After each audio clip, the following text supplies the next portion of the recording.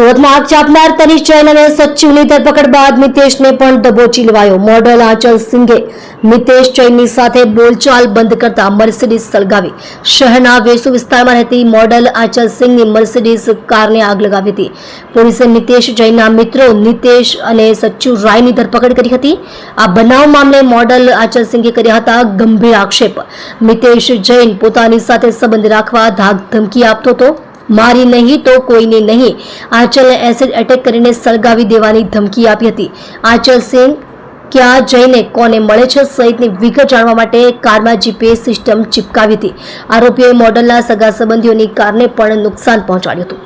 ગત તારીખ 29 મે 2025ના રોજ અલથાણ પોલીસ સ્ટેશનમાં આ કામના ફરિયાદી જે છે એ આરોપી મિતેશ જૈન વિરુદ્ધ પોતાના ફેક એકાઉન્ટ બનાવીને પોતાના જે સાથે રિલેશનના સમયના ફોટોગ્રાફ્સ છે એ ફેક એકાઉન્ટ પર અપલોડ કરીને એમના ફેમિલી મેમ્બરને વાયરલ કરવાના, આ ઉપરાંત એમને અજાણ્યા નંબર પર વોટ્સઅપથી એમની સાથે ગાળી ગલોચ કરવાની એક ફરિયાદ આપેલી. જેના આધારે અલથાણ પોલીસ સ્ટેશને જે આરોપી જે છે મિતેશ જૈન એને વડોદરાથી સયાજીગંજ પોલીસ સ્ટેશને અટક કરેલ હોય તેની પાસેથી કાયદેસર રીતે પકડી લાવીને આજરોજ જે છે ગઈકાલે અટક કરેલ છે અને આજરોજ એને યોગ્ય જામીન રજૂ કરતા જામીન મુક્ત કરેલ છે.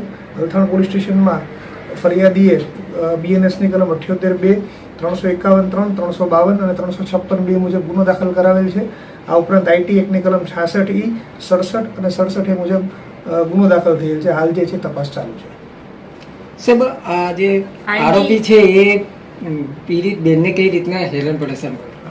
ફરિયાદીનું એવું જણાવેલ છે કે ભાઈ જે તે સમયે એ લોકો જ્યારે એકબીજા સાથે રિલેશનમાં હતા ત્યારના જે એમના કોમન ફોટોગ્રાફ્સ છે એ આજે પણ એમની પાસે છે અને જે પોતાના ફરિયાદીના જે સગા સંબંધીઓ છે એને ફરિયાદીના નામનું ખોટું જે છે ઇન્સ્ટાગ્રામ આઈડી બનાવીને એના દ્વારા એ મોકલે છે. એ રીતની એમની રજૂઆત હતી. કઈ રીતે આઈડી આવી એની પાસેથી, કઈ રીતે બનાવી આવે?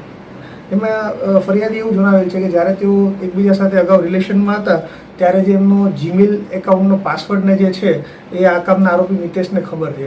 જેથી કરીને એમના જે અગાઉનું જીમેલ આઈડી જે છે એનો ઉપયોગ કરીને નવા ફેક આઈડી બનાવેલા છે અને એ ફેક આઈડીનો ઉપયોગ કરીને એમણે જે છે આ રીતે એમને પરેશાન કરવાનું ચાલુ રાખ્યું. અત્યારે ટ્રાન્સફર કરવામાં આવી છે વેસુ? જી, જે અગાઉ એક વેસુ પોલીસ સ્ટેશનમાં કાર સળગાવવાનો ગુનો નોંધાયેલો છે એમાં પણ જે સહ આરોપી જે છે એમને એમના નામ બાબતે ઉલ્લેખ કરેલ છે, જેથી અમે હાલ જે છે આરોપીને વેસુ પોલીસ સ્ટેશન ખાતે ટ્રાન્સફર કરી નાખેલ છે. સાહેબ, આ જે આરોપી છે એ પીડિત બેનને મારબી મારતો હતો? મારવાની હાલ કોઈ એમને રજૂઆત અમારી સામે કરેલ નથી.